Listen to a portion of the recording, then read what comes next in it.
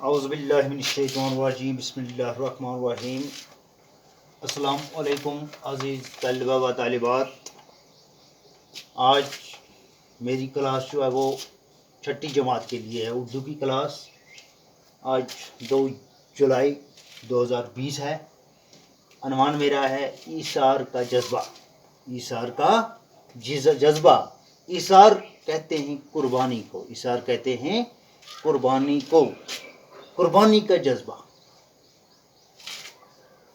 یہ ایک رئیس جو تھا وہ بیمار ہو گیا تھا، تو اس نے منت مانی تھی۔ اب وہ پریشان تھا کہ منت کیسے اتاری جائے۔ تو یہ کہانی ہم پڑھیں گے اپنی اس کتاب میں، صفحہ نمبر 49 پر، ایثار کا جذبہ۔ عدنان ایک تاجر تھا جس کا شہمار شہر کے ریسوں میں ہوتا تھا۔ عدنان نام کا یہ ایک ریس تھا، دولت مند انسان تھا، تاجر تھا، جس کا شمار شہر کے ریسوں میں ہوتا ہے، یعنی کہ دولت مندوں میں ہوتا ہے۔ اس تاجر کا شمار جو ہے دولت مندوں میں ہوتا ہے۔ جتنے بھی شہر کے بڑے بڑے دولت مند تھے ان میں اس کا شمار کیا جاتا ہے۔ قدرت نے اس سے سب کچھ دیا تھا، اس کو مال دولت دن دولت سب کچھ دیا تھا۔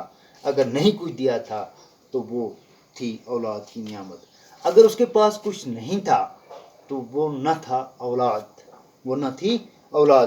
شادی کے بہت سال بعد بھی اس کی بیوی شیبہ کی گود سونی تھی۔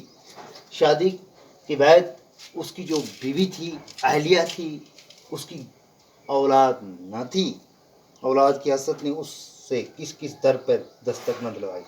اولاد کی اس خاطر اس نے در در کی ٹھوکریں کی۔ وہ کون سا در تھا جس در پہ وہ نہ پہنچا؟ پیروں کے پاس، فقیروں کے پاس کے چکر نہ لگوائے، گنڈے تویز کرنے پر مجبور نہ کیا۔ پیروں فقیروں کے پاس جاتا تھا، گنڈے اور تویز گڑنے پر مجبور کیا، بر مراد بر آنے کی کوئی صورت پیدا نہ ہو سکی، مگر اس کی اولاد نہ ہوئی۔ کچھ وقت یوں ہی گزرنے پر دوستوں یاروں کو بھی تشویش ہوئی۔ جب اس کی اولاد نہ ہوئی تو اس کے جو دوست یار احباب تھے، رشتہ دار تھے، اپنے تھے، ان کو بھی یہ فکر ہوئی۔ کسی نے دوسری شادی کی صلاح دی تو مختلف مشورے ہونے لگے، صلاح ہونے لگی۔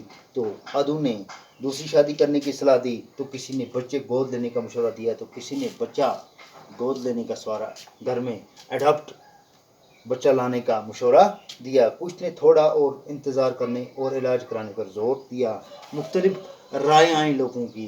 ادو نے کہا بچہ گود دیا جائے، ادو نے کہا انتظار کیا جائے، ادو نے کہا دوسری شادی کی جائے، ادو نے کہا علاج کیا جائے۔ عدنان تو شاید ایسا ہی